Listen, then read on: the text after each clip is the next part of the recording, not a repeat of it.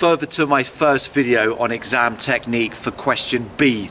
This video is aimed at giving you further practice and possible critical quotations to use in your own essays within the OCR A-Level English Literature, Drama and Poetry pre-1900 paper on Measure for Measure, this time relating primarily to Lucio. By watching this video, the aim is that you will increase your chances of achieving an A-star. So stay tuned, you're watching Schofield on Shakespeare.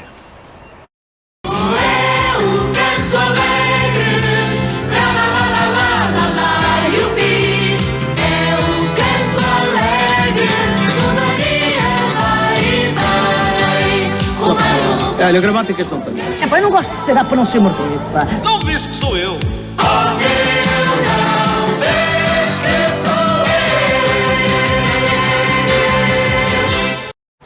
A reminder about the mark scheme. 2 assessment objectives, AO1 and AO5. So AO1 is about your arguments, informed by the breadth of your understanding about the text. It's about how well and how accurately you write. Whereas AO5 is about your exploration of different interpretations of the play. These might be performances on stage, in a film, or critical viewpoints published within articles, books, or production programs. Crucially, these are weighted equally. Thus, it's vital to spend sufficient time researching even more critical viewpoints that you can incorporate within the main body of your arguments. And so, you may find some of my critical quotations helpful. These relate primarily to Lucio. These will appear on screen within 5-second intervals. Press pause to read through and jot down any that you find interesting or helpful.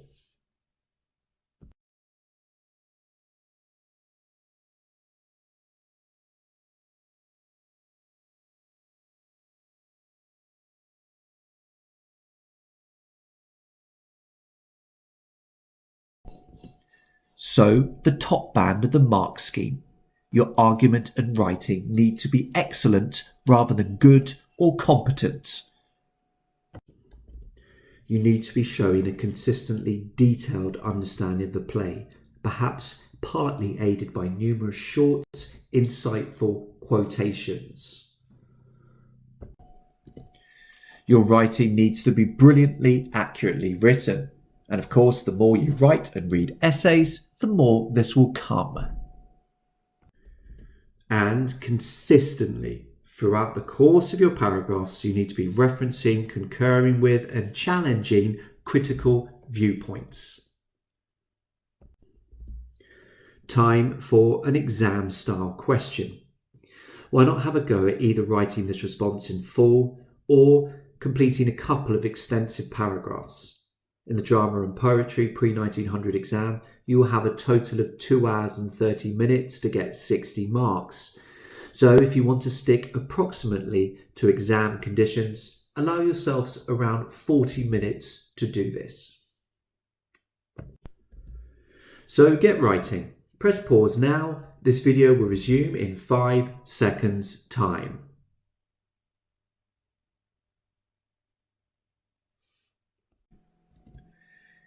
Here's what I wrote within part of my response. There is no doubt that Lucio's non-judgmental, relaxed, good-humoured attitude towards premarital sex is relatively endearing to modern audiences, who may well be bemused by the whole concept of someone being criticised, let alone sentenced to death, for premarital sex. Whilst he clearly enjoys lewd puns and gags, e.g. filling a bottle with a tundish, he can adapt his language for different situations. Thus, when with a distressed Isabella in Act 1, Scene 4, he focuses on the natural, healthy consequences of sex, using agricultural terminology such as bear fallow and teeming foison, rather than dwells too explicitly on the act itself. Within today's world, premarital sex is considered completely normal by the vast majority. Similarly, jokes about sex are a crucial part of your average comic's repertoire. Thus, most audiences are more likely to empathise with and enjoy Lucio's attitude towards sex, particularly given the fact that his language in Act 1, Scene 4 shows that he has a degree of sensitivity in choosing how he talks about the subject. And so when Vincentio, disguised as Friar Lodowick, thunders about filthy vices and abominable and beastly touches to Pompey in Act 3, Scene 2, this puritanical attitude is likely to jar with much of a modern audience, notwithstanding the fact that he is attacking Pompey's role as a pimp.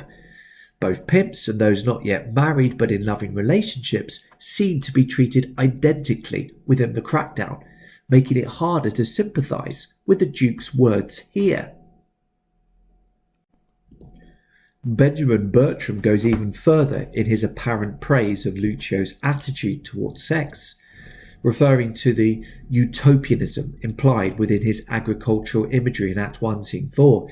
He writes that his metaphor of blissful fecundity challenges the severity of state husbandry by giving us an alternative to the unpleasant realities of Vincentio's Vienna. Whilst there is no doubt that modern and indeed Jacobean audiences are likely to consider Angelo's Duke-sanctioned crackdown on fornication grotesque and excessive, it would be foolish to divorce these admittedly beautiful lines from the rest of Lucio's character as gleaned by other key moments in the play. For instance, his careless attitude towards sexually transmitted diseases — I've purchased as many diseases under her roof — and callous treatment of an arrested Pompey in Act 3, Scene 2 are far less attractive and suggestive of him being some kind of utopian hero, particularly given the latter's description of him as a gentleman and a friend of mine, as well as potential comfort. Whilst I feel that P.S. Miller may be going too far in suggesting that Pompey may have been committed to prison on Lucio's testimony, raising the issue of whether Shakespeare is presenting Lucio as an informer to those same authorities that he otherwise so reviles, the audience is left with an uncomfortable sense that this man may be too caught up with his own ego and having fun to be relied upon and trusted. And in relation to the Duke, although we may be uncomfortable with some of his manipulative actions through the course of the play, the majority of us will feel that his aim in Act 5, Scene 1 is to be fair to all parties, including those he dislikes. Now think back to the mark scheme. How does my response meet the top band for AO1 and AO5 for this question? You can see the mark screen on screen now, and at 5-second intervals, my response will reappear so that you can ponder this question. Press pause to do this now.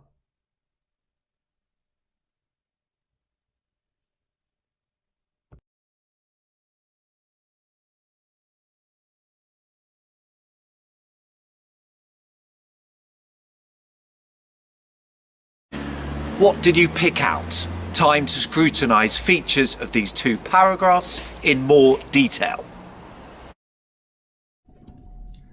Within your first main paragraph, ensure that you focus sharply on the question immediately. Don't waffle, don't give some long-winded background information that may or may not be relevant. Answer the question. But also don't be afraid to qualify your agreement or disagreement, as I do with the use of the adverb relatively and the reference to modern audiences. Weaker responses are likely to robotically and monotonously go through Lucio's appearances in the play within chronological order. This takes too long and is overly simplistic. You need to show the examiner that you have an awareness of the play as a whole, and so pepper your argument with short quotations taken from different parts of the play. Within the extract on screen, it makes more sense for my argument to first include a quotation from Act 3, Scene 2, and then one from Act 1, Scene 4. So this is the order I have chosen, rather than the order in which the lines appeared in the play. Yes, you need to be clear, and yes, you need to sharply focus on the question, but pupils achieving an A star need to avoid overly simplistic, obvious statements, or at least to build on them and add further detail. Any half-wit watching the play will pick up on the fact that Lucio loves talking about sex. However, within the lines on screen, note my additional subordinate clause which points out that he does change how he speaks about sex depending on the context or whether or not he is alone with a nun in training. The critical viewpoints need to fit and flow seamlessly within your arguments. Ideally, they should be interesting, as this one is in its use of the term utopianism. Sentence structures such as, whilst there is no doubt that, and, although I would agree with the idea that, facilitate probing of the critical viewpoint and ensure that you develop your argument further. Note how I started my first main paragraph by comparing Lucio's attitude towards sex favourably with that of the puritanical Duke. However, throughout the course of the two paragraphs, I have developed and probed in more detail. Thus here, at the end of the paragraph, I've flipped to make a point in which the way the Duke behaves is more favourable than the way Lucio behaves. Your argument should be discursive and thoughtful, peppered with connectives and phrases such as, on the other hand, yet, and it does need to be pointed out that. This will ensure that you are exploring opposing sides to the question and showing a more sophisticated understanding of the play. This video has given you some food for thought in relation to question B from the Shakespeare measure for measure question for the OCR A-level English Literature, Drama and Poetry pre-1900 paper. Hopefully it slightly increased your chances of achieving an A star. Many thanks for watching Schofield on Shakespeare.